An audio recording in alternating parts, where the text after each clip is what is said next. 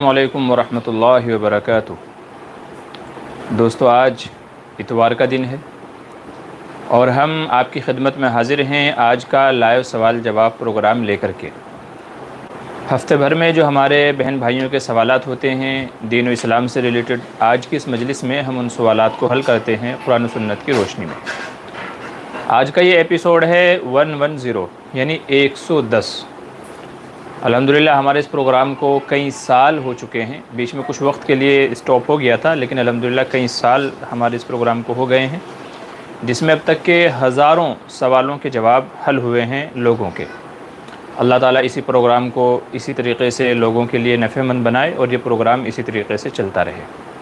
چلیے اپنے پروگرام کو شروع کر لیتے ہیں اور دیکھتے ہیں کہ ہمارے بھائیوں کے کیا کیا سوالات اور ان کے کیا کیا جوابات ہیں۔ سب سے پہلا سوال یہ ہے، ایک بھائی نے پوچھا ہے کہ جی آپ کا جوان شاہ رخ خان کی جو فلم آئی ہے اس پہ آپ کا کیا ریئیکشن ہے، اس پہ آپ کا کیا کہنا ہے؟ جواب یہ ہے کہ جی میں تو دیکھی نہیں ہے اور نہ میں نے دیکھنی ہے۔ ہاں البتہ یہ ہے کہ جو لوگ اس کے بارے میں ریویو دے رہے ہیں، اپنی رائے قائم کر رہے ہیں، جو کمنٹ اس کے تعلق سے لوگ کر رہے ہیں، ان سب کو مد نظر رکھتے ہوئے یہ بات سمجھ میں آئی ہے کہ لوگ ایک بوڑھے شخص سے جوان ہونے کی تمنا کر رہے ہیں۔ اب اگر جو فلم جو ہے نا ایکٹر ہے اس فلم کے اندر، اگر آپ اس کو دیکھیں تو وہ بڑھاپے کی عمر کو پہنچ گیا ہے اور فلم کا نام رکھا ہوا ہے جوان۔ تو ایک بوڑھے آدمی سے ہمارے نوجوان انسپائر ہو رہے ہیں۔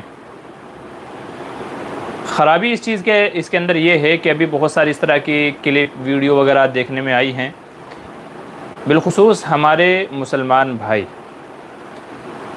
اور مسلمانوں میں بھی وہ جن کے اندر ایک غلط عادت ہے کہ فلم کا پہلا شو، فرسٹ شو ہم دیکھیں گے، کہ جس روز اس کی ریلیز ڈیٹ تھی یعنی فرائیڈے کو، اس روز انہوں نے فجر کی نماز قضا کر کے، چونکہ 6 بجے کا پہلا فلم شو تھا، تو فجر کی نماز قضا کر کے ان لوگوں نے ٹکٹ کی لائن میں کھڑے ہو کر کے ٹکٹ خریدا۔ اب ظاہر ہے کہ جب گھر سے وہ اٹھے ہوں گے تو کم سے کم 4 بجے اٹھے ہوں گے۔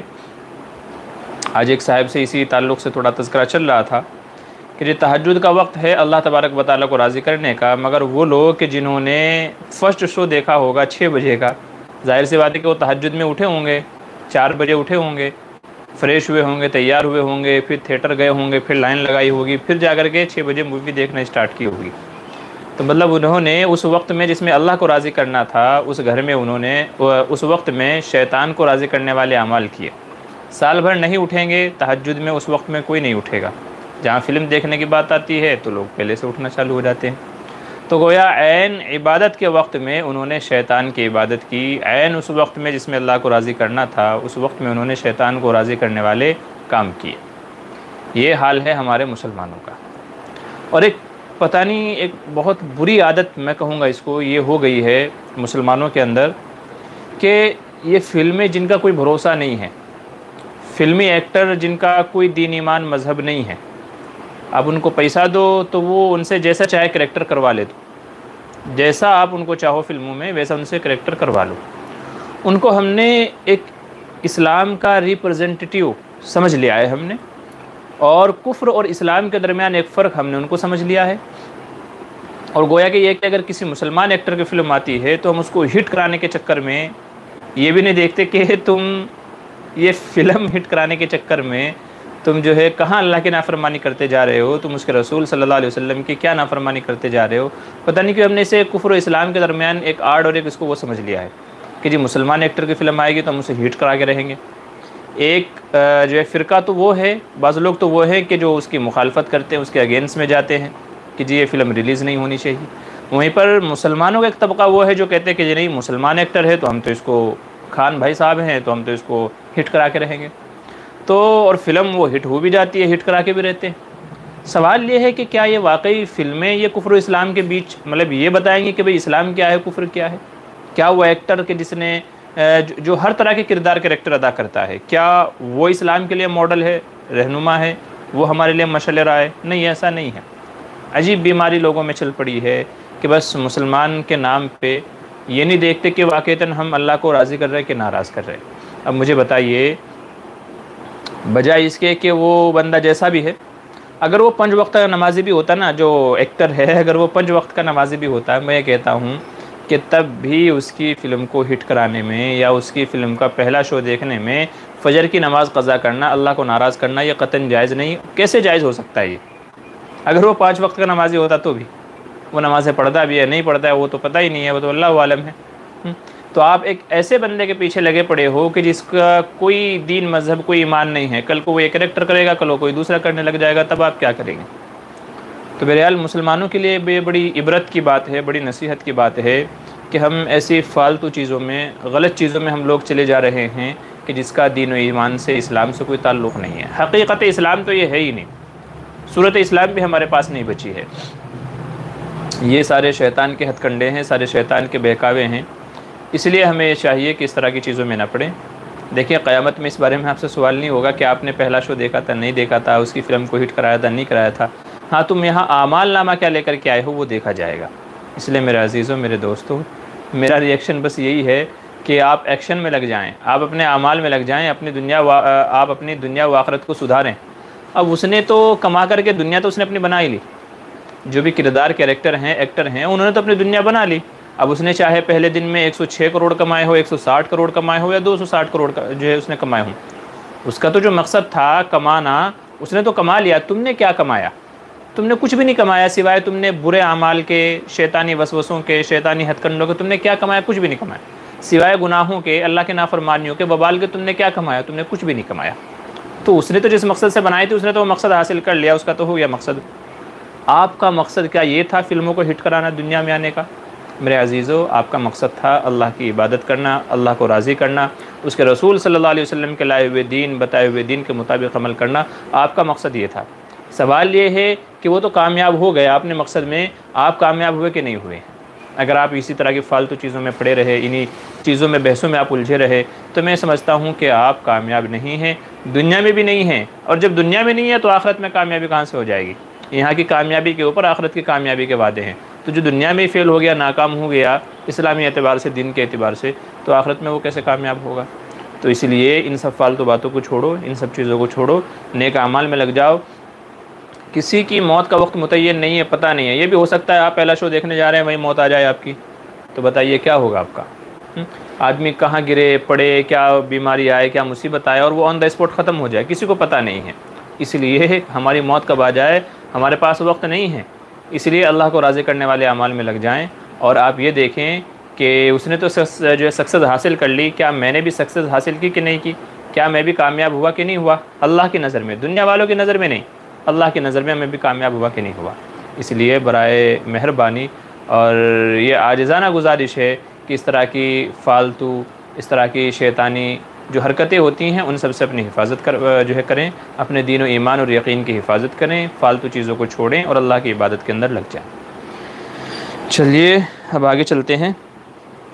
ایک بھائی نے پوچھا ہے کہ جی حاملہ عورت اپنے حمل کی حفاظت کے لیے کیا عمل کرے؟ ہماری بہت ساری بہنیں ایسی ہیں کہ پریگننسی ٹھہرتی نہیں ہے، کچھ وقت ٹھہرتی ہے، پھر ابورشن ہو جاتا ہے، وہ گر جاتا ہے۔ تو سوال یہ ہے کہ جی حمل کی حفاظت کے لیے، یا تو بہت ساری بہنوں کو حمل ٹھہرتا ہی نہیں ہے، تو ان کو حمل ٹھہر جائے، پریگننسی رک جائے، اس کے لیے کیا عمل کرنا چاہیے؟ تو علماء نے اس سلسلے میں سورہ مریم کی تلاوت کرنا مجرب بتایا ہے۔ سورہ مریم روزانہ ایسی عورت جس کو حمل نہ ٹھہرتا ہو، یا حمل ٹھہرتا ہو، گر جاتا ہو، یا حمل کی حفاظت کے لیے کہ میرے پیٹ میں جو حمل ہے اللہ یہ بچہ صحیح سالم تندرست صحت مند پیدا فرمائے، اور نیک بندہ یہ چل کر کے آگے جب پیدا ہو تو نیک بندہ بنے، اللہ والا بنے، تو اس کے لیے روزانہ سورہ مریم کی تلاوت کرتے رہیں جب تک کہ حمل ہے، جب تک کہ پریگننسی ہے، ہر دن آپ سورہ مریم کی تلاوت کرتی رہیں، ٹھیک ہے؟ تو یہ حمل کی حفاظت کے لیے بھی ہے، حمل کو روکنے کے لیے بھی ہے، ٹھیک ہے؟ اور اولاد کے نیک صالح پیدا ہونے کے لیے بھی ہے۔ یہ عمل مجرب ہے۔ مجرب کا مطلب یہ ہے کہ علماء نے اس کو بتایا کہ اس سے فائدہ ہوتا ہے، یہ تجربہ ہے۔ جی ایک بھائی کا سوال یہ ہے کہ جی انڈیا میں علماء کرام کرتا پائجامہ زیادہ پہنتے ہیں، جبکہ افغانستان اور پڑوس ملک میں علماء شلوار قمیض زیادہ پہنتے ہیں، اس کی کیا وجہ ہے؟ دیکھیں وجہ اس کی یہ ہے لباس تو دونوں ہی جائز ہیں، آپ کرتا پائجامہ پہنیں، کرتا شلوار پہنیں، بات تو ایک ہی ہے، ٹھیک ہے۔ وجہ یہ ہے کہ وہاں پہ کرتا شلوار کا زیادہ چلن ہے اور یہاں پر کرتے پائجامے کا چلن زیادہ ہے، تو وہ ہر علاقے کے اعتبار سے جو وہاں کا کلچر ہوتا ہے، جو وہاں کے رسم و رواج ہوتے ہیں، اس کے اعتبار سے پہنتے ہیں۔ حالانکہ ہمارے اگر آپ انڈیا وغیرہ کے اندر بھی دیکھیں گے ہندوستان میں، تو یہاں پہ بھی شلوار قمیض پہنی جاتی ہے، مدارس کے بچے ہیں اور بہت سارے علماء ہیں وہ شلوار قمیض پہنتے ہیں، تو یہ ایسا نہیں ہے۔ ہاں آپ یہ کہہ سکتے ہیں کہ بھئی زیادہ اور کم، کوانٹٹی کے اعتبار سے آپ کہہ سکتے ہیں کہ بھئی ادھر زیادہ ہیں یہاں کم ہیں، تو لباس تو دونوں ہی جائز ہے، دونوں ہی مباح ہیں، آپ یہ پہنیں چاہے وہ پہنیں، جس میں آپ کو کمفرٹیبل لگے، جس میں آپ کو زیادہ اچھا فیل ہوتا محسوس ہوتا وہ آپ کو پہن لیجئے۔ بس یہ ہے کہ آپ کا وہ لباس شریعت کے تقاضوں کے مطابق ہو، یعنی اس میں اسراف فضول خرچی نہ ہو، وہ ٹخنوں سے نیچے نہ ہو، ٹھیک ہے، اسی طریقے سے چست نہ ہو، اور اسی طریقے سے اتنا باریک نہ ہو کہ جس میں ستر دکھتا ہو۔ بس یہ شرائط ہیں جو لباس کے پہننے کے یہ ہونے چاہیے۔ باقی آپ چاہیں شلوار قمیض پہنیں، آپ چاہے تو جو ہے کرتا پائجامہ پہنیں، وہ آپ کی مرضی کے اوپر بات ہے۔ جی ایک بھائی کا سوال یہ ہے، السلام علیکم مفتی صاحب، کہہ رہے ہیں کچھ ایپس ایسے آتے ہیں کہ جن کے ذریعے ہم سامنے والے کے ڈیلیٹڈ کیے ہوئے میسیج بھی ریڈ کر سکتے ہیں، ایسے ایپس کا استعمال کرنا کیسا ہے؟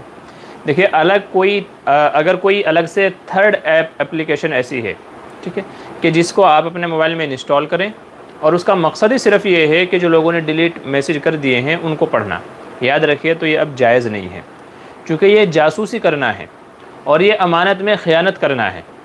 ظاہر سی بات ہے کہ جو بندے نے میسیج ڈیلیٹ کیا ہے تو اس کا مقصد ہی یہ ہے کہ بھئی یہ غلطی سے میسیج آ گیا تھا۔ بہت سارے دفعہ ایسا ہوتا ہے کہ بچے کے ہاتھ میں فون ہوتا ہے، وہ گھر والوں کی تصویریں فوٹوز بھیج دیتے ہیں، یا الٹا پلٹا کچھ بھی لکھ کے بھیج دیتے ہیں، یا کسی آدمی نے کوئی بات لکھ کر کے بھیجی، پھر معلوم پڑا کہ یار یہ بات مناسب نہیں تھی، مجھے کچھ اور لکھنا تھا، تو وہ بندہ میسیج ڈیلیٹ کر دیتا ہے، ٹھیک ہے۔ تو چونکہ یہاں مقصد اس کا چھپانا ہے اس چیز کو، اسی لیے اس نے وہ میسیج ڈیلیٹ کیا ہے۔ تو اگر آپ کوئی ایسی اپلیکیشن موبائل میں انسٹال کر رکھے ہیں کہ جس کے ذریعے سے آپ وہ ڈیلیٹڈ میسیج پڑھ سکتے ہیں، تو علماء فرماتے ہیں کہ یہ ناجائز ہے، اس لیے کہ جاسوسی کرنے کے حکم میں داخل ہے۔ آپ کسی کا وہ عیب دیکھنا چاہ رہے ہیں کہ جس عیب کو وہ چھپانا چاہ رہے ہیں، آپ کسی کی وہ غلطی پکڑنا چاہ رہے ہیں کہ جس غلطی کو وہ چھپانا چاہ رہا ہے، تو یہ تو ناجائز ہے۔ البتہ واٹس ایپ کے اندر کئی ساری اپلیکیشن ہیں، اسی میں ایک اپلیکیشن ہے جی بی واٹس ایپ۔ ایک تو نارمل واٹس ایپ ہے جو ہم لوگ استعمال کرتے ہیں، بہت سارے کلون واٹس ایپ بھی موبائل کے اندر آتے ہیں، اور ایک واٹس ایپ ہے G B WhatsApp. G B WhatsApp کے اندر یہ ایک فیچر ہے کہ اس کے اندر اگر سامنے والے نے میسیج ڈیلیٹ کر دیا تو وہ اس کے پاس سے ڈیلیٹ ہو جائے گا، مگر ہمارے پاس سے ڈیلیٹ نہیں ہوگا۔ جی بی واٹس ایپ کے بارے میں علماء کا اختلاف ہے۔ مفتی طارق مسعود صاحب کا میں نے کلپ دیکھا جس میں انہوں نے کہا کہ یہ بھی ناجائز ہے، یہ جی بی واٹس ایپ چلانا یوز کرنا یہ بھی ناجائز ہے۔ کیوں؟ وجہ اس کی یہ ہے کہ جس میں جو ڈیلیٹ کیا ہوا میسیج ہے وہ بھی دکھتا ہے، تو یہ حضرت کا اپنا ان کا وہ ہے، لیکن ظاہر سی بات ہے کہ جو مسائل حالات حاضرہ کے اعتبار سے ہیں اور جن میں اختلاف کی گنجائش ہے تو ان میں اختلاف ہو سکتا ہے۔ میرا ان سے اختلاف ہے اور میرا نقطہ نظر یہ ہے کہ جی بی واٹس ایپ اپنی ذات کے اعتبار سے استعمال کرنا جائز ہے۔ اب یہ تو ہر اپلیکیشن کے اندر کچھ الگ الگ فیچر ہوتے ہیں، کچھ الگ الگ خاص چیزیں ہوتی ہیں جو اس کو دوسرے سے ممتاز کرتی ہیں، ہر اپلیکیشن والے چاہتے ہیں کہ ہمارے پاس کچھ ایسے خاص فیچر ہوں، ایسی چیزیں ہوں کہ جس کی وجہ سے بندہ ہماری اپلیکیشن ڈاؤن لوڈ کرنے پر مجبور ہو جائے۔ اب جی بی واٹس ایپ جیسے نارمل واٹس ایپ ہوتا ہے اوریجنل، ایسے ہی جی بی واٹس ایپ بھی ہے، بس اس کے اندر یہ ایک الگ فیچر دیا گیا ہے۔ تو اب اگر کوئی بندہ جی بی واٹس ایپ کے بارے میں سوال کرے کہ جی میں اس کو استعمال کر سکتا ہوں یا نہیں، تو جواب یہ ہوگا کہ جی ہاں بالکل آپ اس کو استعمال کر سکتے ہیں۔ اب رہ گئی بات کہ جی اس میں سامنے والے کا ڈیلیٹ کیا ہوا میسیج بھی دکھتا ہے، تو جواب یہ ہے، حالانکہ مفتی طارق مسعود صاحب کہتے ہیں کہ ناجائز ہے، لیکن میں یہ کہتا ہوں کہ بھئی اس میں ہمارا فالٹ تھوڑا ہی ہے، اس میں ہماری تو کوئی غلطی نہیں ہے۔ ہماری غلطی جب ہوتی جب ہم کوئی تھرڈ اپلیکیشن موبائل میں انسٹال کرتے اور اس ڈیلیٹ کیے ہوئے میسیج کو اپنے فیل سے دیکھنے کی کوشش کرتے، اسے جاسوسی کہا جاتا ہے کہ اس نے اس کو ڈیلیٹ کر دیا مگر ہم پھر بھی اس چاہت میں ہیں کہ نہیں اس نے کیا ڈیلیٹ کیا ہم کو دیکھنا ہے، اور اس کے لیے الگ الگ اپلیکیشن الگ الگ طریقے ہم استعمال کر رہے ہیں، وہ ناجائز ہوگا۔ لیکن یہاں تو مسئلہ یہ ہے کہ جی اس نے اپنی طرف سے ڈیلیٹ کیا، وہاں سے ڈیلیٹ ہو گیا، مگر میرے پاس سے ڈیلیٹ نہیں ہوا، مجھے تو دکھ رہا ہے، تو اس میں میری غلطی تھوڑا ہی ہے۔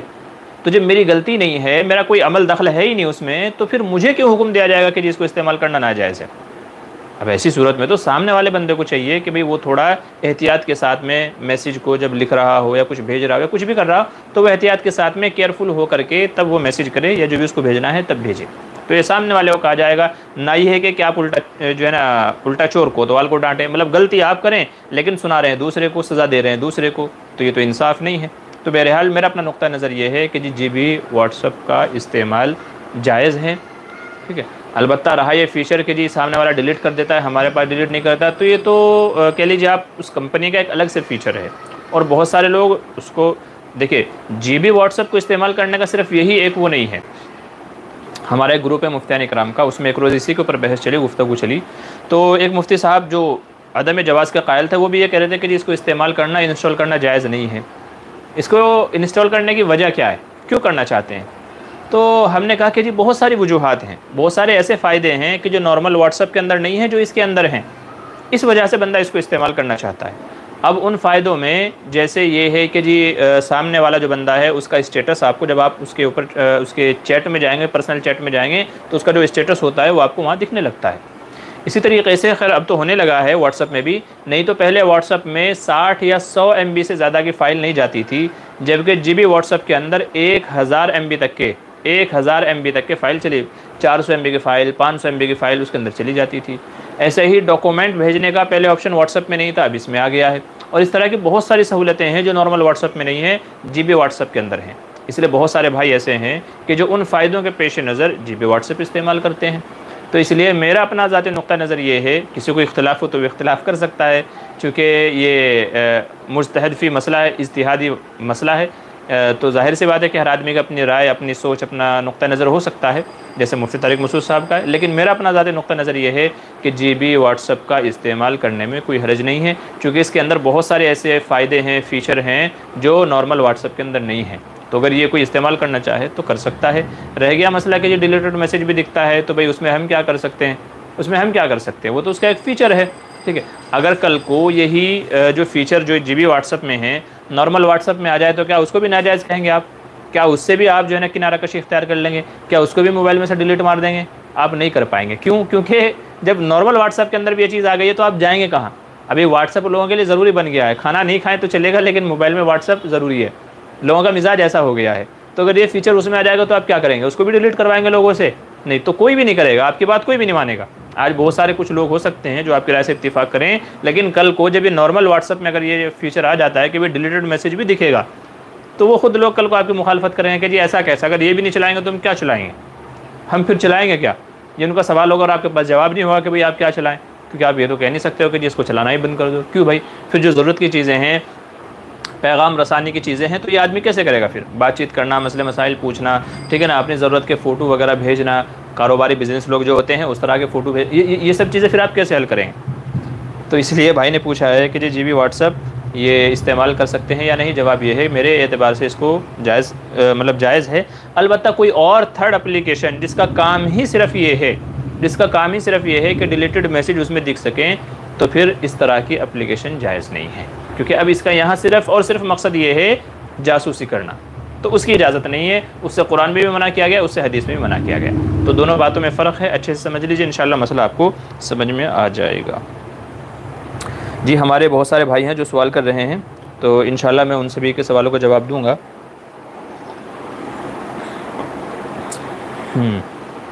देखिए, एक भाई का सवाल है कि एविल आई सिंबल इस्तेमाल कर सकते हैं या नहीं, कपड़ों में या चीज़ों में या इमोजी में। एविल आई का मतलब ये है शैतान की आँख। तो ऐसे तिकोनी शेप में शैतान की आँख जिसको कहा जाता है, ठीक है, और जो दज्जाल की आँख भी जिसको कहा जाता है, तो उस तरह के सिंबल वाले कपड़े भी आते हैं। मैंने एक कपड़ा भी देखा जिस पर उस तरह का डिज़ाइन बना हुआ था।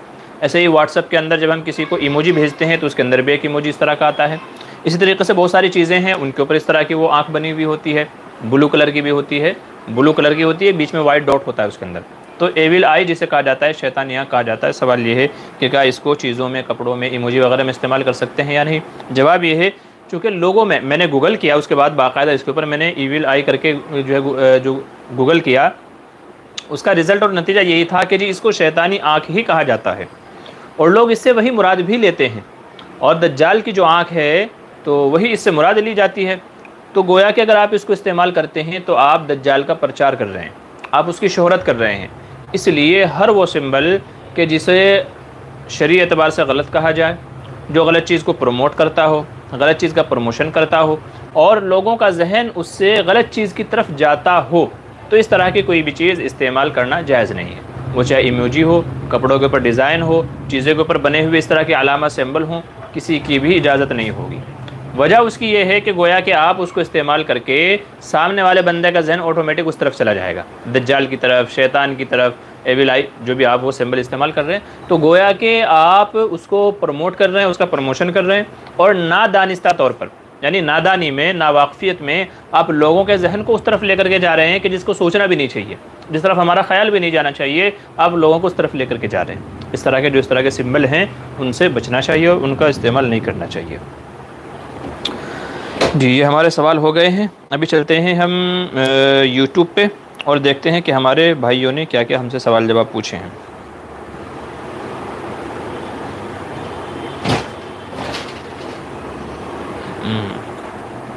کچھ ہمارے بھائی ہیں جو لائیو میں سوال پوچھ رہے ہیں، انشاءاللہ ان کا بھی میں جواب دیتا ہوں۔ اور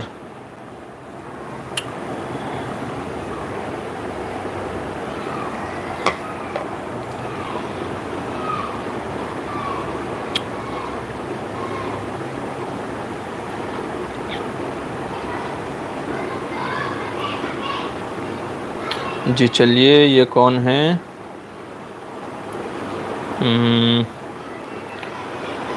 ماجد انصاری، السلام علیکم، بالکل صحیح کہا جی، شکریہ۔ آصف احمد، بے شک 100% سچ بات ہے مفتی صاحب، جی شکریہ، جزاک اللہ۔ صوفیہ کیا کہہ رہے ہیں، کیا کہہ رہے ہیں، گھر میں کیرم لوڈو کھیلنا جائز ہے؟ جی نہیں، کیرم لوڈو وغیرہ کے سے علماء منع فرماتے ہیں، اس وجہ سے کہ لوڈو ہو یا کیرم وغیرہ ہو، ان سب کے اندر سوائے وقت کے ضیاع کے، یعنی ٹائم ویسٹیج کے، اور کچھ نہیں ہے۔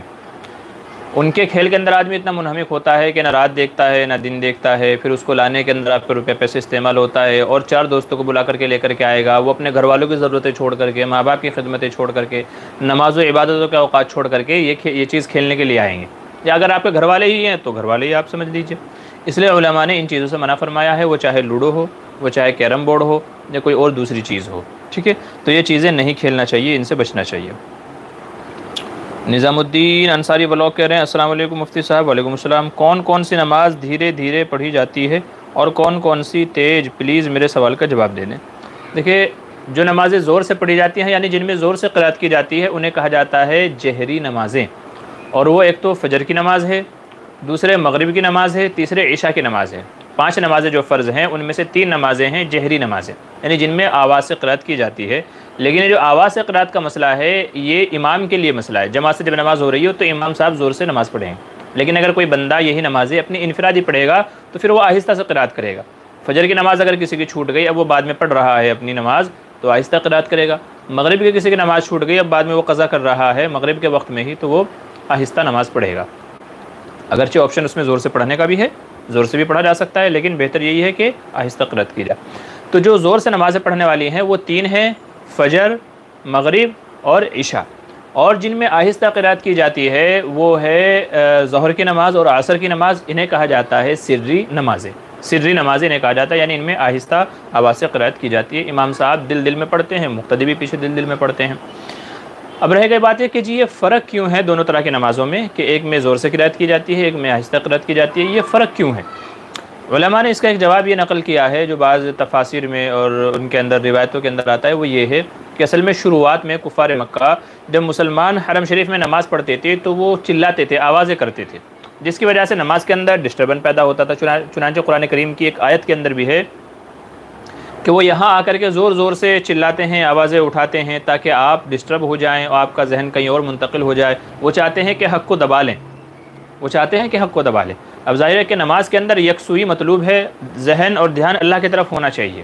اب اگر پڑھتے ہوئے کوئی اور زور سے چیخے گا، چلائے گا، گفتگو کرے گا، ہنسے گا، بولے گا، تو ظاہر سی بات ہے کہ آدمی کا ذہن منتقل ہو ہی جائے گا۔ تو اس لیے چونکہ دن بھر کفار مکہ وہ حرم شریف میں رہتے تھے، بیت اللہ کے اندر ہی وہ لوگ بھی رہتے تھے، ان کی مجلس سے لگا کرتی تھی وہیں پہ، تو وہ ہنسی ٹھٹے مذاق ان کے چلتے رہتے تھے۔ مسلمان نماز پڑھنے آئیں گے تو ظاہر ہے کہ ان کا ذہن جو ڈسٹرب ہو جائے گا، تو اس لیے ظہر عصر میں کہا گیا کہ نماز دل میں کرو، آہستہ نماز پڑھو۔ دل میں پڑھو تو اب وہ کیا بول رہے ہیں کیا نہیں بول رہے ہیں آدمی اس کو اگنور کر سکتا ہے، لیکن اگر آدمی قرات کرے گا زور سے اور ادھر سے ہنسنے کی بھی آواز آ رہی ہے تو وہ منتشر ذہن ہو ہی جائے گا۔ جو حضرات تراویح پڑھاتے ہیں یا نارمل نمازی بھی پڑھاتے ہیں وہ اس بات سے بخوبی واقف ہیں کہ جب وہ قرات کر رہے ہوں، اگر پیچھے سے بچوں کے چلانے کی آواز آ جائے یا دنگا مستی کرنے کی آواز آئے یا تو کوئی اور اس طرح کی آواز آ جائے تو وہ ڈسٹرب ہو جاتے ہیں۔ جو نمازیں پڑھاتے ہیں امام صاحب، یہ بات وہ اچھے سے جانتے ہیں اور میری بات کی تائید کریں گے کہ بھئی جب بندہ پڑھ رہا ہو تو پھر اس کو ڈسٹربن نہیں چاہیے کسی بھی قسم کا. تو اس وجہ سے چونکہ کفار ڈسٹرب کرتے تھے، اس وجہ سے کہا گیا کہ بھئی ظہر عصر میں آہستہ دل میں قرات کریں، ذہن اللہ کی طرف متوجہ رکھیں. اور چونکہ مغرب میں کفار مکہ گھروں میں چلے جاتے تھے کھانے کے لیے، عشاء اور ان کی فجر جو تھی وہ سونے میں چلی جاتی تھی، تو یہ یکسوئی کا ٹائم تھا، تنہائی کا ٹائم تھا. تو ان اوقات میں کہا گیا کہ اب زور سے اللہ کی قرات کیجیے، ان میں زور سے قرات کیجیے. چنانچہ مغرب میں، عشاء میں اور فجر میں. اور بعد میں جب اسلام کو ترقی ہو گئی، جب یہ ڈر نہیں رہا، پھر بھی اللہ تبارک و تعالیٰ نے یہی حکم جاری رکھا کہ اب یہی حکم رہے گا کہ ظہر عصر کی نمازوں میں آہستہ قرات کی جائے گی، مغرب، عشاء اور فجر میں بلند آواز سے قرات کی جائے گی. تو ابتدا میں ایک وجہ تھی، بعد میں وہ وجہ ختم بھی ہو گئی، پھر بھی اللہ تبارک و تعالیٰ نے یہی حکم برقرار رکھا. تو یہ ہے نمازوں کا مسئلہ.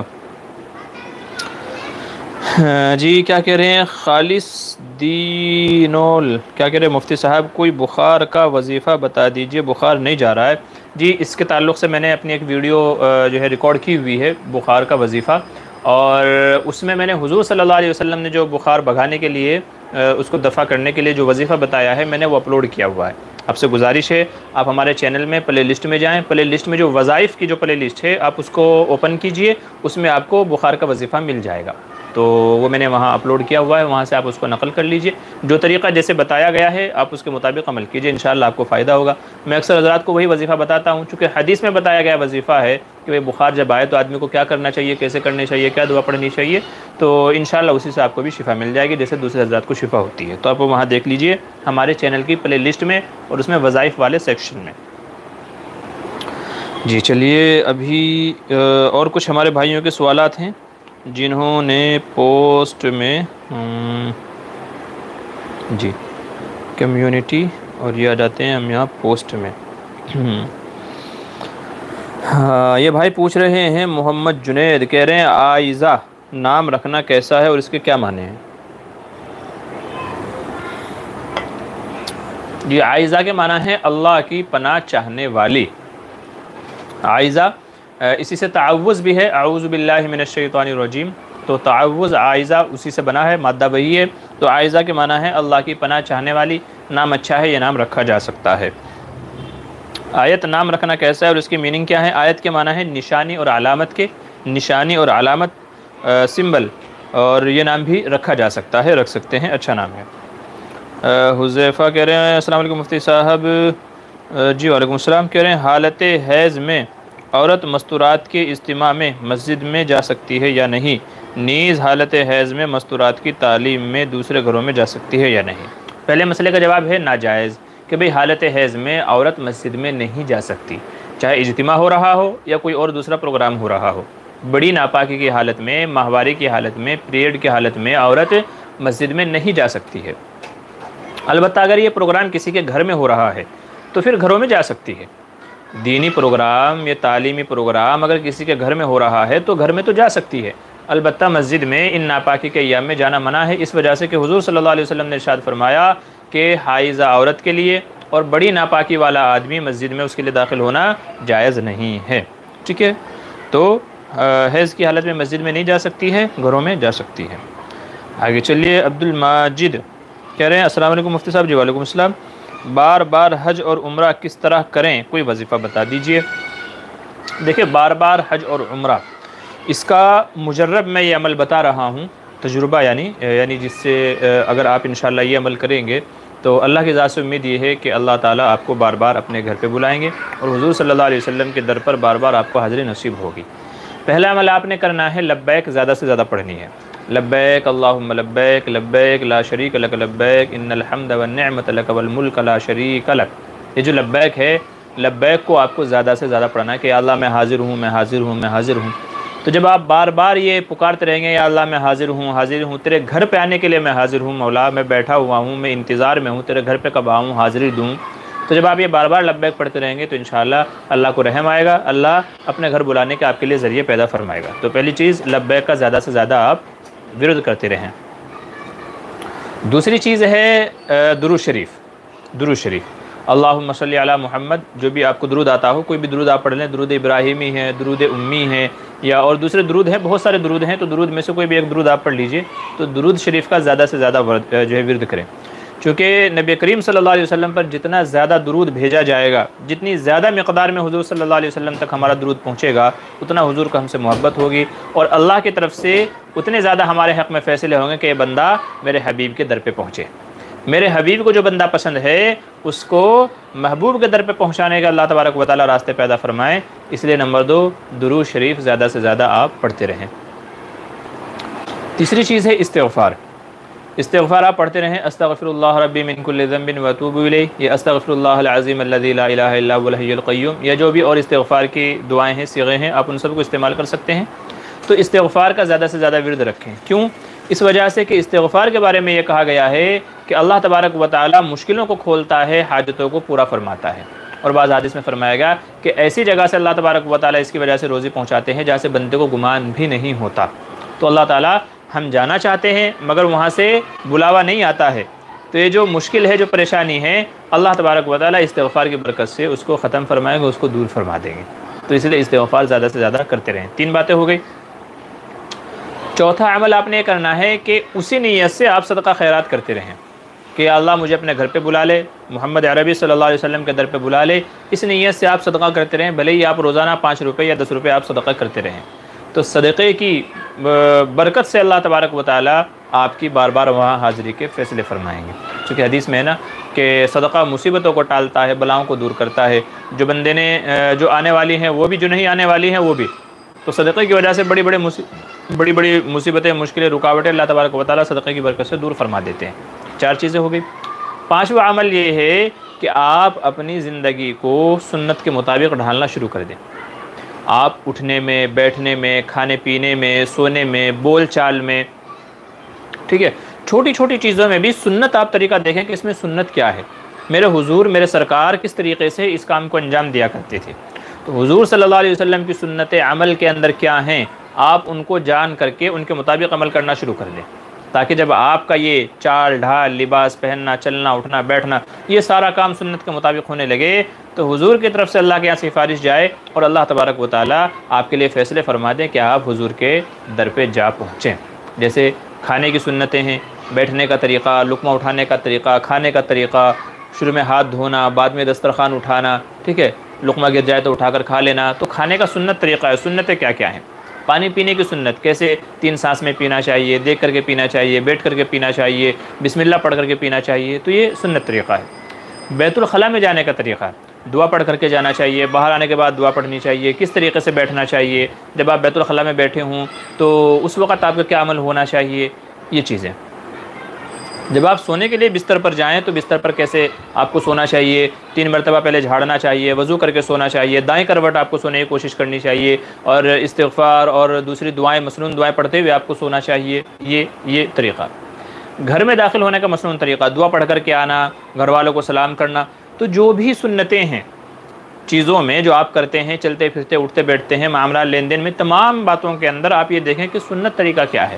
جو سنت طریقہ ہوگا اس سنت طریقے کو آپ فالو کرنا شروع کر دیں، ہر عمل میں سنتوں پر عمل کرنا شروع کر دیں۔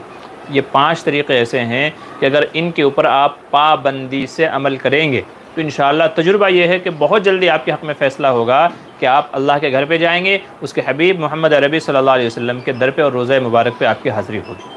آپ جیسے بار بار یہ عمل کرتے جائیں گے، زیادہ سے زیادہ یہ عمل کرتے جائیں گے، تو ویسے ہی بار بار آپ کی حاضری کے فیصلے ہوتے چلے جائیں گے۔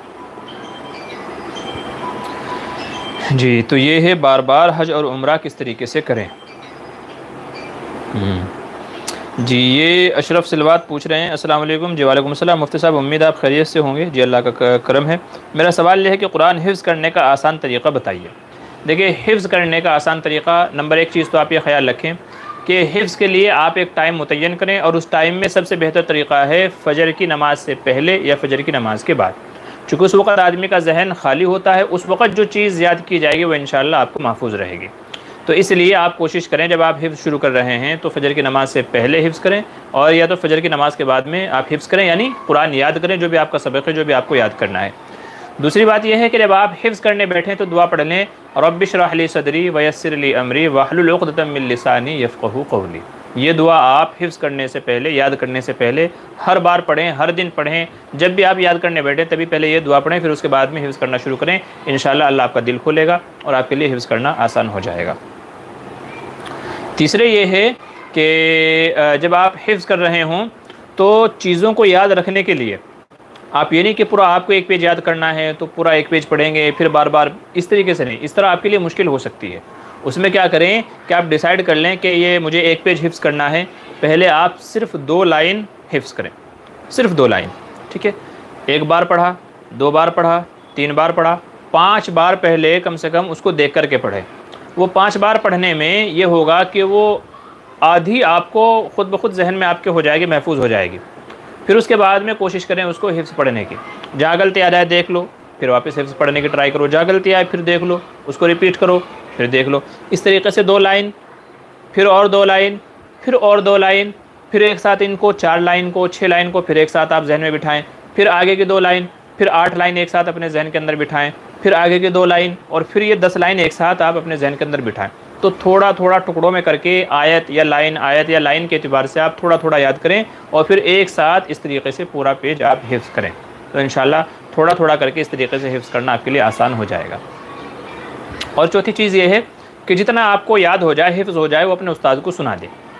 جتنا آپ کو یاد ہو جائے تو اتنا اپنے استاد کو سنا دیں۔ آدھا پیج ہوا ہے، پونا پیج ہوا ہے، 1 پیج ہوا ہے، 2 پیج ہوا ہے، جتنا بھی آپ کو یاد ہوا ہے وہ اپنے استاد کو سنا دیں۔ کیونکہ جب آپ نے اپنے استاد کو سنا دیا، اب یہ ہے کہ جو آپ نے یاد کیا تھا اس سے آپ کا ذہن بری ہو گیا، آپ کے ذہن کو لگے گا ہاں بھائی یہ میں نے یاد کیا تھا، یہ تو میرا ہو گیا۔ اب آپ نیکسٹ کے پیچھے لگ جائیں گے کہ بھائی مجھے اب اگلا پیج یاد کرنا ہے، یہ بری ذمہ ہو گیا ہوں میں اس سے، یہ مجھے حفظ ہو گیا ہے، اب اگلے کی محنت ہوگی۔ وہ یاد ہو جائے وہ سنا دو تو گویا آپ کے 2 پیج ہو گئے، اب تیسرے کے پیچھے آپ کا ذہن لگ جائے گا۔ تو اس لیے جتنا بھی آپ کو اچھے سے یاد ہو جائے اتنا اپنے استاد کو سنا دو تاکہ اس سے فری ہو جائیں اور اگلے کی طرف آپ کے ذہن، آپ کا جو مائنڈ ہے وہ اگلے کو یاد کرنے میں لگ جائے۔ ورنہ جب تک کہ 2 پیج 3 پیج ایک ساتھ آپ نہیں سنائیں گے تب تک کہ آپ کا ذہن بیزی رہے گا اور آپ زیادہ کور نہیں کر پاؤ گے۔ تو اگر کم وقت میں آپ زیادہ حفظ کرنا چاہتے ہیں، زیادہ پیجز کور کرنا چاہتے ہیں تو اس کا طریقہ یہ ہے کہ تھوڑا تھوڑا حفظ کریں، استاد کو سناتے جائیں، حفظ جو ہے کرتے جائیں اور استاد کو سناتے جائیں، تو کم وقت میں زیادہ اس طریقے سے آپ کیپچر کر پائیں گے۔ تو یہ ہے حفظ کرنے کا آسان طریقہ۔ اور ساتھ میں آپ کے جو ماں باپ ہیں آپ ان سے بولیں کہ وہ آپ کے حق میں دعا کریں۔ چونکہ میرا اپنا تجربہ یہ ہے کہ ماں باپ کی دعائیں رائے گاہ نہیں جاتی ہیں، بلکہ سب سے زیادہ بندے کے حق میں، آدمی کے حق میں اس کے ماں باپ کی دعائیں قبول ہوتی ہیں۔ تو اگر آپ اپنے ماں باپ سے کہیں کہ میرے حق میں دعا کریں کہ حفظ میرے لیے آسان ہو جائے اور وہ دعا کر دیں تو انشاءاللہ سمجھے آپ کا بیڑا پار ہے، آپ کا بیڑا پار ہے۔ اور آخری بات یہ کہ آپ کے ذہن میں یہ دھن ہونا چاہیے، بلکہ عشق اور جنون ہونا چاہیے کہ آپ نے حفظ کر کے ہی دم لینا ہے، قرآن کریم آپ کو مکمل کرنا ہے۔ یہ عشق آپ کے اندر کیسے پیدا ہوگا؟ جب آپ کو اللہ کے وعدوں پر یقین ہوگا کہ حافظ کے لیے روز محشر یہ بدلہ ہوگا، حافظ کے والدین کے لیے روز محشر یہ بدلہ ہوگا۔ تو جو حافظ کے لیے ثوابات اللہ تعالیٰ نے بیان فرمائے ہیں، اس کے رسول صلی اللہ علیہ وسلم نے حدیث مبارکہ میں ذکر فرمائے ہیں، تو جب ان ثوابات پر، ان جزاؤں پر آپ کا یقین اور عقیدہ ہوگا تو آپ کے اندر یہ شوق، یہ عشق پیدا ہوگا کہ مجھے حفظ کر کے ہی دم لینا ہے۔ تو یہ عشق، یہ جنون آپ کے اندر پیدا ہو جائے، حفظ کرنا آپ کے لیے آسان ہو جائے گا۔ ماں باپ آپ کے لیے دعائیں کر دیں تو انشاءاللہ حفظ کرنا آپ کے لیے آسان ہو جائے گا۔ تو حفظ کرنے کا آسان طریقہ کیا ہے؟ جو چیزیں میرے تجربے میں ہیں، میرے علم میں ہے، وہ میں نے آپ کے سامنے بیان کر دی ہے۔ کہہ رہے ہیں فاتحہ کرنے کا صحیح طریقہ کیا ہے؟ فاتحہ کے تعلق سے میری ویڈیو ہے بھائی، آپ وہ دیکھ لیجئے۔ فاتحہ چونکہ میت کے ایصال ثواب کے لیے کی جاتی ہے، تو میت کے ایصال ثواب کا شرعی طریقہ کیا ہے، صحیح طریقہ کیا ہے، اس سے ریلیٹڈ میں نے ویڈیو بنائی ہوئی ہے، آپ وہاں جا کر کے پوری تفصیل دیکھ لیجئے۔ ایم ایس حسین السلام علیکم ورحمۃ اللہ جی۔ وعلیکم السلام۔ کوئی شخص نے نماز میں کوئی غلطی کی، اب سجدہ سہو کرنا واجب تھا، اسے اتحیات کے بعد سلام پھیرنا تھا ایک طرف، لیکن بھول کر ابھی وہ آدھا درود پڑھ چکا، اب اسے یاد آیا سہو کرنا تھا، اب یہ بتائیں کہ وہ اسی وقت سہو کرے یا درود دعا پڑھ کے؟ جی دیکھیں، سجدہ سہو کرنے کے 2 طریقے علماء نے ذکر فرمائے ہیں۔ پہلا تو یہ ہے کہ آپ تشہد، اتحیات پڑھ کر کے ایک طرف سلام پھیر کر کے پھر سجدہ سہو کریں۔ عموماً لوگ ایسا ہی کرتے ہیں، یہ تو پہلا طریقہ ہے۔ البتہ اس میں دوسرا طریقہ یہ ہے، جو کبھی اگر اس طرح آپ کے ساتھ ہو جائے تو پھر یہ آپ کو صورت اپنا لینی چاہیے، اور وہ طریقہ یہ ہے کہ آپ پورا درود شریف پڑھ لیں، دعائے معصورہ پڑھ لیں، اور دعائے معصورہ پڑھ کر کے پھر ایک طرف سلام پھیر کر کے پھر آپ سجدہ سہو کریں، اور اب سیکنڈ ٹائم میرے بابت تحیات پڑھیں گے تو آپشن دونوں ہیں، آپ چاہیں تو تشہد پڑھ کے سلام پھیر دیں، اور چاہے تو پھر واپس دوبارہ پورا مکمل درود دعائے معصورہ وغیرہ پڑھ لیں، آپ کے لیے دونوں آپشن ہیں، ٹھیک ہے؟ تو پریشان ہونے کی ضرورت نہیں ہے، کبھی اگر آپ کے ساتھ ایسا بھی ہو جائے تو کوئی مسئلہ نہیں ہے، آپ درود مکمل پڑھ لیں، دعائے معصورہ پڑھ لیں، اور پھر سلام پھیر کے رکھیں ایک طرف، پھر آپ سجدہ سہو کر لیں، آپ کی نماز صحیح ہو جائے گی۔ آگے چلیے، ایک اور ہمارے بھائی کا سوال ہے، کئی سارے سوال ہیں، کیا کہہ رہے ہیں مفتی صاحب میرے کچھ زیادہ سوال ہیں۔ اچھا جی، نمبر 1، جمعے کی نماز میں سنت مؤکدہ کتنی رکعتیں ہیں؟ پہلے تو بھائی جمعے سے پہلے 4 رکعت ہے سنت مؤکدہ، جمعے سے پہلے 4 رکعت سنت مؤکدہ ہے، پھر جمعے کی نماز کے بعد میں 4 رکعت سنت مؤکدہ ہے، اور 4 کے بعد پھر اور 2 سنت مؤکدہ ہے، تو گویا کہ 10 رکعتیں جمعے کی نماز میں سنت مؤکدہ ہیں، 4 پہلے، 4 اور 2، یعنی 4 ایک ساتھ پڑھنی ہے، 2 ایک ساتھ پڑھنی ہے، 6 بعد میں، پھر اس کے بعد میں 2 نوافل ہیں، تو گویا کہ 10 رکعتیں جمعے کی نماز میں سنت مؤکدہ ہیں، 2 فرض ہیں 12 اور 2 نفل ہیں 14، تو جمعے کی نماز میں 14 رکعتیں ہوتی ہیں، تو سنت مؤکدہ کتنی ہے بھائی؟ 10 رکعتیں سنت مؤکدہ ہیں۔ چلیے دوسرا سوال کیا ہے، امام حسین کربلا میں شہید ہوئے تھے تو 40 دن کے بعد چالیسہ منانا کیسا ہے؟ بعض علماء فرماتا ہے جائز ہے، بعض فرماتے جائز نہیں ہے، کیا صحیح ہے کیا غلط ہے؟ آپ بتائیں گا ضرور، قرآن و حدیث کی روشنی سے بتانا مفتی صاحب۔ بھائی قرآن و حدیث کی روشنی میں کیسے بتائیں گے آپ کو فاتحہ، یہ جو حضرت حسین کے تعلق سے، چونکہ قرآن بھی نازل مکمل ہو چکا تھا، حضور صلی اللہ علیہ وسلم دنیا سے پردہ فرما چکے تھے، تو حدیث میں کیسے آئے گا؟ بھائی حدیث تو وہ کہلائے گی نا جو حضور صلی اللہ علیہ وسلم نے فرمایا ہو یا آپ کے سامنے صحابہ نے کیا ہو، تو وہ عمل حدیث کہلائے گا۔ اب حضور بھی دنیا میں نہیں ہے، پردہ فرما چکے ہیں، قرآن بھی مکمل ہو چکا ہے، تو قرآن و حدیث کی روشنی یہاں آئے گی کہاں سے؟ یہاں صرف جو ہے قرآن و حدیث سے جو ہم مستفاد کر سکتے ہیں، جو ہم سمجھ سکتے ہیں کہ بھئی حضور صلی اللہ علیہ وسلم نے کیا فرمایا ہے، تو ان احادیث کی روشنی میں ہم بتا سکتے ہیں کہ اس طرح کا کوئی بھی عمل یا قیامت تک آنے والے جتنے بھی اعمال ہیں سب کا حکم قرآن و حدیث کی روشنی سے اسی طریقے سے نکالا جائے گا۔ تو اس کا جواب یہ ہے کہ جی 40 کرنا چاہیے کہ نہیں؟ جواب یہ ہے کہ 40 کرنا جائز نہیں ہے، 40 کرنا جائز نہیں ہے۔ دیکھیں حضرت حسین رضی اللہ عنہ تو شہادت کے مقام کو پا کر کے وہ تو دنیا و آخرت میں سرخرو ہو گئے، وہ تو کامیاب ہو گئے ہیں، ٹھیک ہے؟ اب 40 منا کر کے آپ کیا ثابت کرنا چاہ رہے ہیں؟ آپ کیا ثابت کرنا چاہ رہے ہیں؟ آپ کو محبت ہے، تو اگر آپ کو محبت ہے تو آپ کو بھی وہ کام کرنے چاہیے جو وہ کیا کرتے تھے، جیسے باطل کے خلاف وہ ڈٹ گئے تھے اور حق کے لیے جیسے وہ لڑے تھے، انہوں نے جان دے دی، قربانی دے دی۔ سوال یہ ہے آپ نے کبھی اس طرح کا عمل کیا؟ آپ کو جو اتنی محبت ہے، آپ 40 منا رہے ہو، تو آپ نے کبھی اس طرح کیا؟ یا بس 40 کے نام پر جو ہے نا دے کے چڑھا دی ہیں، کھانا کھلا دے، اور آپ سمجھ رہے ہیں ہم نے بھی جو ہے نا انگلی کٹا کے شہیدوں میں نام لکھوا لیا ہے؟ یہ محبت نہیں ہے۔ محبت یہ ہے کہ آپ ان کو فالو کریں، ان کی زندگی کی اسٹڈی کریں، اور جیسے جو قربانیاں انہوں نے دی ہے ویسے ہی آپ بھی کریں۔ 40 کرنے کے پھر ایک برائی اور بیماری چل پڑے گی، آپ کس کس کا 40 کریں گے؟ بھائی اگر حضرت حسین کو شہید کیا گیا ہے، ان کا آپ 40 کریں گے، تو حضرت عمر فاروق رضی اللہ عنہ کو بھی شہید کیا گیا، حضرت عثمان غنی رضی اللہ عنہ کو بھی شہید کیا گیا، اور جو حضرت حسین کے والد حضرت علی رضی اللہ عنہ ان کو بھی شہید کیا گیا، تو آپ کس کس کا 40 کریں گے؟ تو بس آپ بھی غیروں کی طرح انہیں میں پڑے رہیں گے کہ اب یہ تہوار آ رہا، اب وہ تہوار آ رہا، اب وہ تہوار آ رہا، بس 40 میں اور فاتحوں میں آپ پڑے رہیں گے۔ اس لیے اسلام یہ کہتا ہے کہ وہ چیزیں کہ جن میں کوئی فائدہ نہیں ہے، من حسن الاسلام ترکہ ما لا یعنی، حضور صلی اللہ علیہ وسلم نے ارشاد فرمایا کہ اسلام کی خوبصورتی یہ ہے کہ جس میں کوئی فائدہ نہ ہو، تو اسلام ان چیزوں کے پیچھے نہیں پڑتا ہے، ان سے منع کرتا ہے۔ اب مجھے بتائیں 40 سے کس کا فائدہ ہوگا؟ آپ کا کوئی فائدہ ہے؟ حضرت حسین رضی اللہ عنہ کوئی فائدہ ہے؟ کسی کا فائدہ نہیں ہے، سوائے اس کے کہ اس میں آپ کا وقت جائے گا، آپ کا پیسہ پانی جائے گا، اور آپ جو ہے نا لوگوں سے چندے مانگ مانگ کر کے آپ یہ عمل کریں گے، ٹھیک ہے؟ زبردستی لوگوں سے آپ رقم وصول کر کے یہ عمل کریں گے۔ اس لیے علماء اس طرح کی باتوں سے منع فرماتے ہیں۔ تو یہ 40 وغیرہ کی رسم چاہے وہ نبی کی ہو، چاہے وہ ولی کی ہو، صحابہ کی ہو، علماء فرماتے ہیں کسی کی بھی اس طرح کے 40 وغیرہ تجے وغیرہ نہیں منانے چاہیے۔ صحیح بات یہی ہے۔ آگے چلے، نمبر 3 کیا کہہ رہے ہیں؟ اچھی موت کی کیا نشانی ہے اور برے موت کی کیا نشانی ہے؟ دیکھیں اچھی موت کی نشانی تو یہ ہے کہ بھئی جب آپ کا انتقال ہو رہا ہو تو آپ کی زبان سے کلمہ جاری ہو، کلمے والی موت آئے، سب سے بڑی علامت تو یہی ہے۔ اور اسی طریقے سے اگر کسی کو رمضان میں موت میسر ہو جائے یا تو جمعے کے دن کسی کی وفات ہو جائے تو یہ بھی اچھی موت کی علامتیں ہیں۔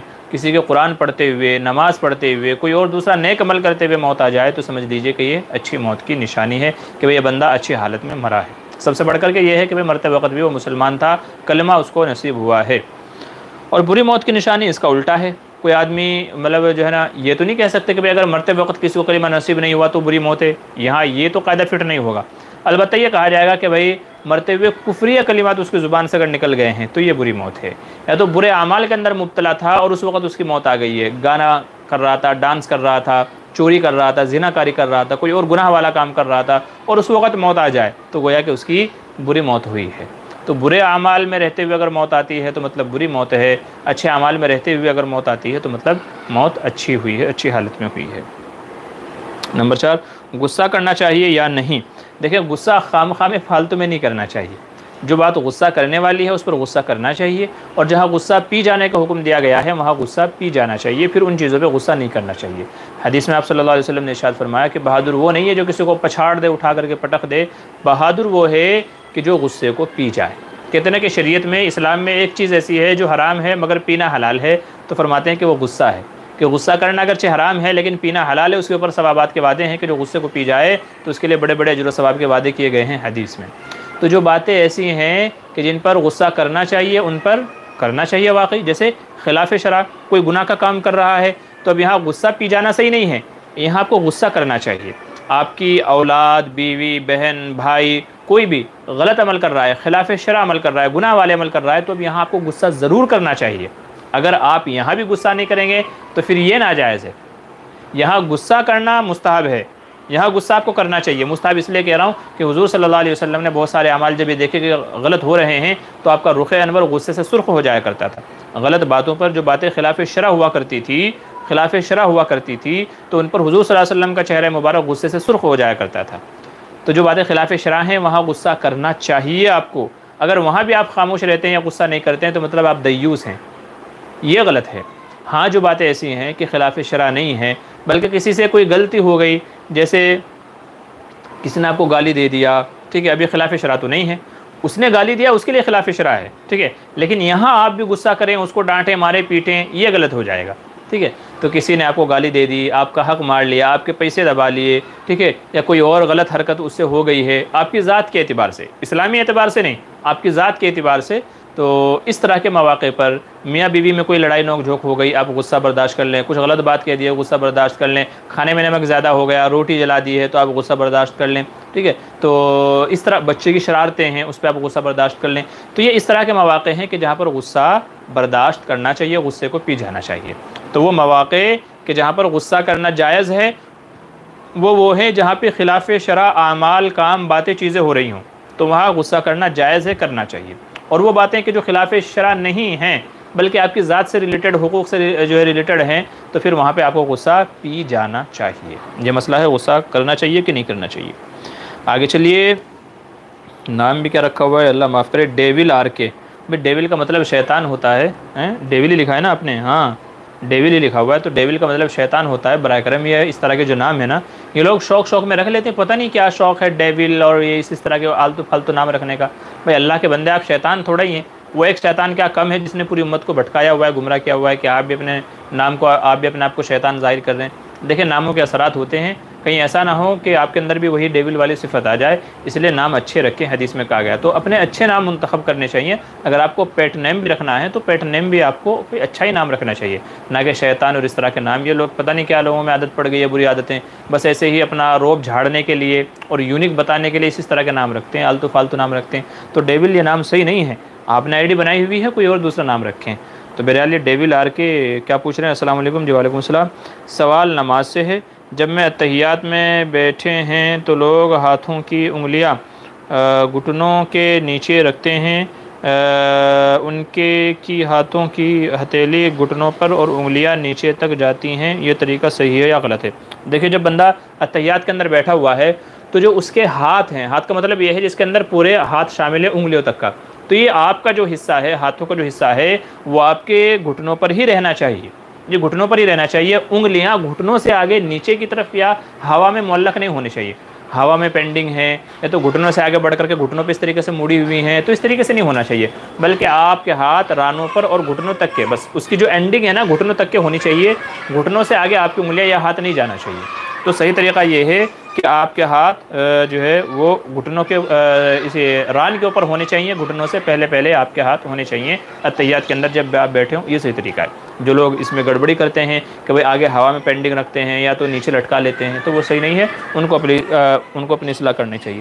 معذرت، آج جو اتوار ہے سارے بچے اکٹھے ہیں پوری سوسائٹی میں، تو خوب چلم پکار کی آواز آ رہی ہے، آپ کو بھی آ رہی ہوگی۔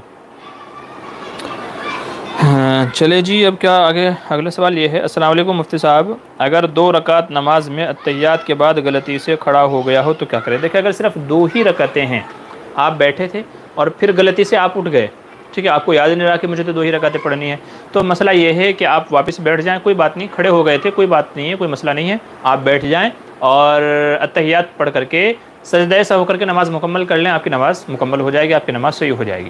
اور اگر آپ ایک رکعت پڑھ چکے تھے پھر آپ کو یاد آیا، تو بھی مسئلہ یہی ہے کہ آپ جب آپ کو یاد آئے اسی وقت فوراً بیٹھ جائیں، اتحیات پڑھیں، ایک طرف سلام پھیر کر کے سجدہ سہو کریں اور نماز مکمل کر لیں، تو بھی آپ کی نماز صحیح ہو جائے گی، ٹھیک ہے۔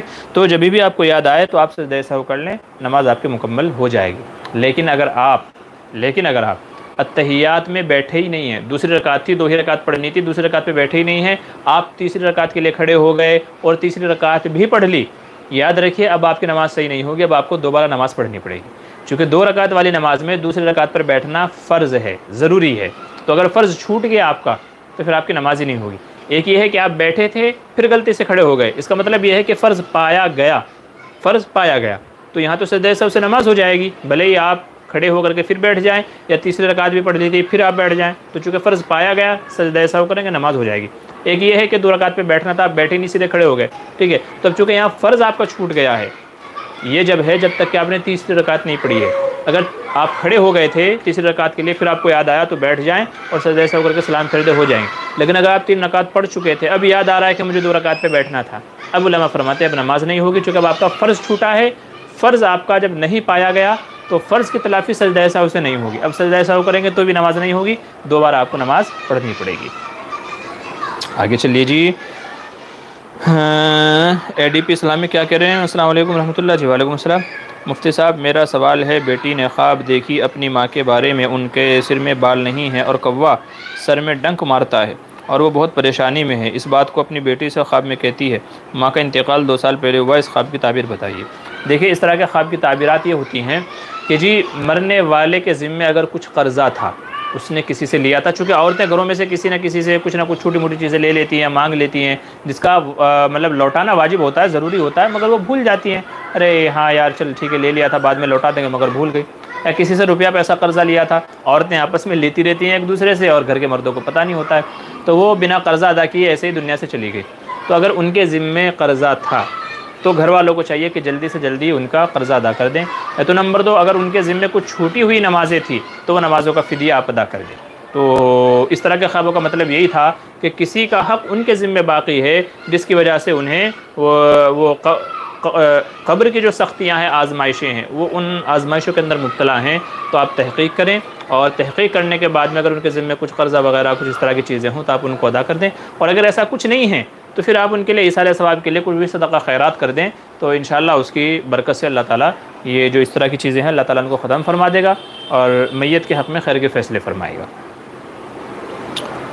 کیا کہہ رہے ہیں، مقتدی نے اتحیات نہیں پڑھی تو کیا کرنا ہوگا؟ دیکھیے، مقتدی کو کھڑا ہو جانا چاہیے، جب مقتدی امام کے پیچھے نماز پڑھ رہا ہو تو اس وقت میں مقتدی کے لیے حکم یہ ہے کہ وہ امام کی اقتداء کرے، جو عمل امام کرتا جائے بس اس کے پیچھے وہ بھی اپنا عمل کرتا جائے، اگر مقتدی کی کوئی چیز مکمل نہ ہوئی ہو، تھوڑی بہت رہ گئی ہو تو کوئی حرج کی بات نہیں ہے، اس کو وہیں چھوڑ کر کے کھڑا ہو جائے اور امام کے ساتھ میں رکن میں شامل رہے، یہ مسئلہ ہے۔ کیا کہہ رہے ہیں مفتی صاحب، واجب کے ساتھ ٹکراؤ ہو تو جیسے امام کی اقتداء کرنی مقتدی پر واجب ہے، قاعدہ آخرہ میں دیکھیں، ایک چیز تو یہ ہے کہ آپ قاعدہ اخیرہ مطلب ایک تو ہے کہ جیسے اتحیات پڑھنا، آپ نے پہلا سوال پوچھا ہے اتحیات اگر نہیں پڑھی ہے، یاد رکھیں جب امام کے پیچھے آپ ہیں تو اس وقت آپ کے ذمے اتحیات کو پوری کرنا واجب نہیں ہے، ٹھیک ہے، اتحیات پڑھنا واجب کب ہے؟ جب آپ اپنی نماز پڑھ رہے ہوں، ٹھیک ہے، جب آپ اپنی انفرادی نماز پڑھ رہے ہوں تب آپ کے لیے اتحیات پڑھنا یہ واجبی مسئلہ ہے، لیکن اگر آپ امام کے پیچھے ہیں تو اب آپ کے لیے اتحیات واجب نہیں ہیں، اب آپ کے لیے واجب ہے امام کی اقتداء کرنا، تو یہاں واجب کا واجب کے ساتھ ٹکراؤ نہیں ہوگا کہ بھئی میں نے اتحیات نہیں پڑھی تھی، امام صاحب کھڑے ہو گئے تو مجھے جو ہے نا اتحیات پڑھنا بھی واجب تھا، امام کی اقتداء بھی کرنا واجب تھا، تو اب میں کیا کروں؟ یہاں ٹکراؤ نہیں ہو رہا ہے، جب آپ امام کے پیچھے ہیں تو آپ کے لیے اتحیات واجب نہیں ہیں، بلکہ آپ کے لیے واجب ہے آپ امام کی اقتداء کریں، تو اس لیے بہتر یہ ہے کہ اگر اس طرح کا مسئلہ کسی کے ساتھ پیش آ رہا ہے کہ بھئی ہم نے تحیات پوری نہیں کی، امام صاحب کھڑے ہو گئے، تو آپ بھی یا تو فٹ فٹ جلدی سے پوری کر کے امام کے ساتھ کھڑے ہو جائیں، اور اگر کافی آپ کے باقی ہے تو پھر آپ کے لیے ضروری یہ ہے کہ آپ امام کی اقتداء میں کھڑے ہو جائیں۔ تحیات پوری کرنا آپ کے لیے واجب اور ضروری نہیں ہے۔ امام کی نماز مکمل ہو گئی، امام کی نماز صحیح ہو گئی تو آپ کی بھی نماز مکمل ہو جائے گی اور صحیح ہو جائے گی، چونکہ حدیث میں آپ صلی اللہ علیہ وسلم نے ارشاد فرمایا الامام ضامن، کہ امام ذمہ دار ہے لوگوں کی نمازوں کا۔ تو امام کی نماز صحیح ہو گئی تو لوگوں کی مقتدیوں کی ذمہ داری کیا نمازیں بھی صحیح اور درست ہو جائیں گی۔ ٹھیک ہے، یہ مسئلے ہیں۔ تو جن بھائیوں نے پوسٹ میں ہم سے سوالات پوچھے تھے ان کے ہم نے جواب دے دیے ہیں۔ چلیں ابھی چیک کر لیتے ہیں کہ اور بھی کچھ بھائیوں نے ہم سے کچھ اور سوالات پوچھے ہیں کہ نہیں پوچھے ہیں۔ اللہم اہدنا الصراط المستقیم صراط الذین انعمت علیہم غیر المغضوب علیہم ولا الضالین آمین۔ جی یہ زکریا بھائی آ گئے ہیں اور آتے ہی انہوں نے پوری دھوم مچا دی ہے، کئی سارے سوال کر ڈالے ہیں ایک دم۔ زکریا علم السلام علیکم۔ جی وعلیکم السلام۔ کیا کہہ رہے ہیں؟ ہمارے یہاں عشاء کی نماز 8:15 میں ہوتا ہے، اس لیے آج کے لائیو نہیں دیکھ سکتے، انشاءاللہ اگلی بار دیکھوں گا۔ اگلی بار کیونکہ نماز سے آپ فارغ ہوں گے تو بعد میں دیکھ لیجیے گا، یہ بیان ہمارے یوٹیوب پہ محفوظ ہو جائیں گے نا، ریکارڈ ہو گئے تو محفوظ ہو گئے۔ اب آپ رات میں دیکھیں، کل دیکھیں، پرسوں دیکھیں، جب چاہے کر لیں، یہ کوئی ضروری تھوڑا ہے کہ نہیں بھائی آج اس ہفتے شامل ہوئے اب سیدھا اگلے ہفتے دیکھیں گے۔ بندہ خدا بہت سارے لوگوں نے سوالات پوچھے ہیں کہ آپ کا بھی سوال انہیں سے حل ہو جائے، کسی اور نے وہ سوال پوچھ لیا جو آپ کو پوچھنا ہو، تو آپ جا کر کے نماز پڑھیے، نماز پہلے ہے، مقدم ہے۔ یہ پروگرام تو آپ بعد میں بھی دیکھ سکتے ہیں، ٹھیک ہے، تو پروگرام آپ بعد میں دیکھ لینا، ابھی جا کر کے نماز پڑھ لیں۔ آپ رات میں جب فرصت میں ہوں گے، ٹھیک ہے، آرام سے لیٹیں گے، اس وقت دیکھ لینا، کل دیکھ لینا، پرسوں، ہفتے بھر میں جب آپ کو موقع ملے تب دیکھ لینا، ٹھیک ہے، اور اگلے ہفتے بھی شامل ہو جانا، کس نے منع کیا؟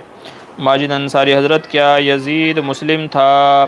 یزید دیکھیں یہ جو اختلافی مسائل ہیں نا بھائی ان کو نہ چھیڑا کریں، یہ اختلافی مسائل نے امت کا بیڑا غرق کیا ہے۔ اب یزید کے بارے میں علماء کے دونوں قول ہیں، بعض علماء کچھ کہتے ہیں، بعض علماء کچھ کہتے ہیں۔ اب مجھے بتائیں آپ کو اس سے فائدہ کیا حاصل ہوگا؟ بھائی یزید تھا نہیں تھا تو اس سے آپ کو کیا فرق پڑتا ہے؟ قیامت میں آپ کو آپ سے اس کے بارے میں سوال نہیں ہوگا۔ تو اس طرح کے جو مسائل ہیں ان کو نہ چھیڑا کریں یار، جو ہے نا آپ سے جو سوال ہوگا نا وہ آپ کے اعمال ناموں کے بارے میں ہوگا، آپ کو جوانی دی تھی، صحت دی تھی، اولاد دی تھی، مال دیا تھا، ان کے بارے میں آپ نے کیا حق ادا کیا؟ قیامت میں یہ سوال ہونا ہے، یزید کے بارے میں سوال نہیں ہوگا، اس کے بارے میں سوال ہوگا، اس کو چھوڑ دیں، اللہ کے حوالے کر دیں، وہ جو بھی تھا جیسا بھی تھا وہ اللہ جانے، اللہ اس کا فیصلہ کرے گا، ہمیں کیا ضرورت ہے اس کی؟ تو اس طرح کی چیزوں میں نہ پڑے، یہ اختلافی مسائل نہ چھڑا کریں، امت کا بیڑا آج اسی میں غرق ہوا ہے کہ نمازوں کا پابند کوئی نہیں ہے لیکن ایک دوسرے کی مخالفت پہ کٹنے مرنے کو تیار ہیں، وہ اس کو کافر کہہ رہا ہے، وہ اس کو برا بلا کہہ رہا ہے، وہ اس سے دشمنیاں پالے بیٹھا ہے، وہ اس کو پھنسوا رہا ہے، اٹھوا رہا ہے، اسے کمپلین، یہ ان چیزوں میں ہم پھنسے ہوئے ہیں۔ تو میرے بھائیوں اپنے اپنے اعمال میں لگ جاؤ جن کے بارے میں تم سے قیامت میں سوال ہونا ہے۔ تو یزید کو آپ چھوڑ دیں، اللہ کے حوالے کر دیں۔ ہمارے علماء دیوبند کا قول یزید کے بارے میں یہی ہے، اس کے بارے میں توقف کیا جائے، یعنی خاموشی اختیار کی جائے، نہ اسے اچھا کہا جائے نہ اسے برا کہا جائے، اللہ کے حوالے کر دیا جائے۔ بھائی ہم کو نہیں پتہ ہے، تاریخ لکھنے والوں نے بہت بڑی غلطی اور گڑبڑیاں کی ہیں، کسی نے کچھ لکھا ہے، کسی نے کچھ لکھا ہے۔ اب ظاہر ہے وہ کوئی قرآن و حدیث کی بات تو ہے نہیں کہ جو 100% سچ ہو، صحیح ہو، تاریخ کے حوالے سے بات ہے۔ تاریخ میں جو معتقد ہوتے ہیں وہ اچھائیاں لکھ دیتے ہیں اور جو دشمن ہوتے ہیں وہ برائیاں لکھ جاتے ہیں۔ اب ہمارے لیے 1400 سال بعد یہ فیصلہ کرنا مشکل ہے کہ یہ صحیح کون سا ہے، غلط کون سا ہے، تو اس لیے ایسے باروں میں خاموش رہنا چاہیے۔ اس طرح کے معاملات میں خاموشی سب سے بہتر ہے۔ حضور صلی اللہ علیہ وسلم نے ارشاد فرمایا من صمت نجا، جو خاموش رہا نا اس نے نجات پائی، جو خاموش رہا۔ تو اس لیے خاموشی، ہمارے علماء دیوبند کہتے ہیں کہ یزید کے بارے میں خاموش رہنا، توقف اختیار کرنا سب سے بہتر ہے۔ تو اس لیے بس خاموش رہیں، نہ اچھا کہیں نہ برا کہیں۔ آگے چلیے ایڈی پہ اسلامی السلام علیکم۔ وعلیکم السلام۔ توصیف خان کیا کر رہے ہیں؟ السلام علیکم۔ جب کوئی فوت کر جائے تو اس کا قبرستان لے جانے سے پہلے میت کے پاس جھنڈ لگا کر صلاۃ و سلام پڑھنا کیسا ہے اور پھر دعا مانگنا کیسا ہے؟ دیکھیں یہ موقع صلاۃ و سلام کا نہیں ہے۔ صلاۃ و سلام آپ کس کو کہہ رہے ہیں؟ مرنے والے کے لیے تو صلاۃ و سلام میں کوئی مطلب ہی نہیں ہے۔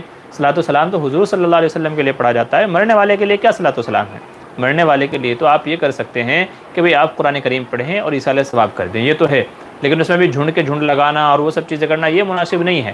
بلکہ میت کے بارے میں حکم یہ ہے کہ جب کسی شخص کا انتقال ہو جائے، پہلے تو یہ کہ جب کسی کا انتقال ہونے لگے تو آس پاس جو اس کے لوگ ہوں ان کو چاہیے کہ وہ زور زور سے کلمہ پڑھیں تاکہ ان کے کلمے کی آواز سن کر کے میت بھی کلمہ پڑھنے لگے اور اس کی جو موت ہو وہ کلمے والی موت ہو۔ تو میت کو کلمے کی تلقین کرنے کا حکم دیا گیا ہے، نمبر ایک۔ دوسرے یہ کہ اس کو قبلہ رخ کر دیں، اس کو قبلہ رخ کر دیں آپ۔ یہ دوسرا حکم ہے۔ اور جب کسی کا انتقال ہو جائے تو پھر یہ ہے کہ اس کی آنکھیں منہ وغیرہ بند کر دے اگر کھلا ہوا ہو، اور اس کو قبلہ رخ آپ لٹا دیں اچھے سے، اس کے اوپر کوئی کپڑا وغیرہ ڈال دیں۔ اور چوتھا حکم یہ ہے کہ جلدی سے جلدی اسے غسل دے دیا جائے، اور غسل دینے کے بعد میں پانچواں حکم یہ ہے کہ اس کی جلدی سے نماز جنازہ پڑھ کر کے اسے قبر میں اتار دیا جائے۔ اور جب اس کو قبر میں اتار دیا جائے، اس کو قبر میں اتارنے کے بعد میں جو اس کے میت کے رشتہ دار ہیں، باپ بھائی وغیرہ جو لوگ ہیں اس کے خاص رشتہ دار ہیں، گھر والے ہیں، ان کو چاہیے کہ وہ کچھ دیر اس کے قبر پر ٹھہریں، اور اس کے قبر پر ٹھہر کر کے اس کے لیے کچھ نہ کچھ ایصال ثواب کرتے رہیں، پڑھتے رہیں۔ حضور صلی اللہ علیہ وسلم نے ارشاد فرمایا کہ جب میت کو دفن کر چکو تو کچھ دیر وہاں ٹھہرو، اتنی دیر وہاں ٹھہرو جب تک کہ اونٹ کو ذبح کر کے اس کا گوشت تقسیم کیا جائے، چونکہ میت ابھی سوال و جواب میں ہے، منکر نکیر آتے ہیں سوال و جواب کر رہے ہیں، تو اس سے میت گھبرا جاتا ہے، لیکن جب اسے احساس ہوتا ہے اور اسے محسوس ہوتا ہے، اللہ اس کو دکھاتے ہیں کہ تیرے گھر والے یہاں موجود ہیں، باہر قبر کے زمین کے اوپر وہ موجود ہیں، تیرے لیے ایصال ثواب کر رہے ہیں، تو اسے راحت و آرام پہنچتا ہے۔ تو یہ تو کہا گیا۔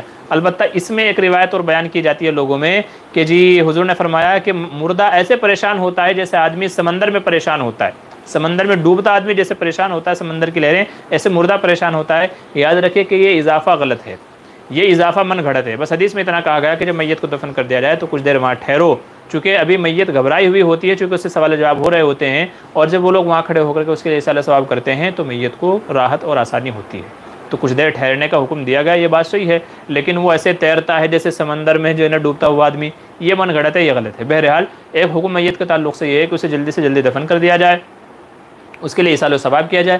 پھر اس کے بعد یہ ہے کہ اگر کوئی دعا مانگنا چاہے تو مانگ لے، خاص کر کے قبرستان میں ہاتھ اٹھا کر کے نہ مانگا جائے، بلکہ دل ہی دل میں اس کے لیے دعا مانگ لی جائے۔ ہاں پھر بعد میں گھر پہ آ کر کے آپ قرآن کریم پڑھ کر کے آپ اس کے لیے دعا مانگ سکتے ہیں، کوئی حرج کی بات نہیں ہے۔ تو میت کے تعلق سے جو احادیث میں ہمیں چیزیں بتائی گئی، احکام بتائے گئے، وہ احکام یہ ہیں۔ باقی اس کے علاوہ جو اور لوگ کرتے ہیں تو ان سب چیزوں سے، جو غلط چیزیں ہیں ان سب سے ہمیں بچنا چاہیے۔ تو یہ ہے میت کے حوالے سے کہ میت کے ساتھ میں کیا ہونا چاہیے، کیسے ہونا چاہیے، ٹھیک ہے۔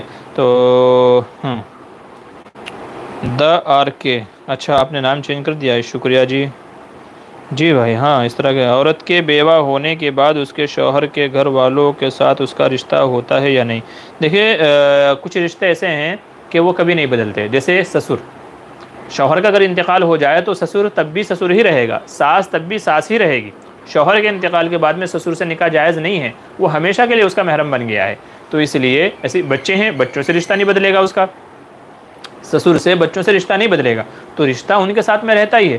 اب وہ عورت کی مرضی ہے کہ وہ اسی سسرالی گھر میں رہنے کو پسند کرتی ہے، یا کسی اور سے شادی کر لیتی ہے، یا تو اپنی ماں کے گھر چلی جاتی ہے، تو وہ تو عورت کی مرضی کے اوپر ہے، ٹھیک ہے، وہ عورت کی مرضی کے اوپر ہے۔ لیکن یہ رشتے بہرحال اپنی جگہ برقرار رہیں گے، اور ان کا عزت و وقار، ان کا احترام کرنا چاہیے، انہیں برقرار بھی رکھنا چاہیے، آدمی کو آتے جاتے بھی رہنا چاہیے۔ یعنی کہ جی شوہر کا انتقال ہو گیا تو بات ختم ہو گئی، بیوی کا انتقال ہو گیا تو شوہر نے ساس سسر سے رشتہ ختم کر لیا، قطع تعلق کر لیا، آنا جانا ختم کر دیا، ایسا نہیں ہونا چاہیے۔ جب ہمارا کسی سے ایک بار رشتہ جڑ گیا ہے تو ہمیں چاہیے کہ ہم ہمیشہ ان سے ملتے جلتے رہیں، تعلقات ہمارے ان سے برقرار رہیں، قطع تعلق پھر بیچ میں نہیں ہونا چاہیے، ٹھیک ہے، کیونکہ بندہ گیا ہے، آدمی ختم ہوا ہے، رشتے ختم نہیں ہوئے ہیں۔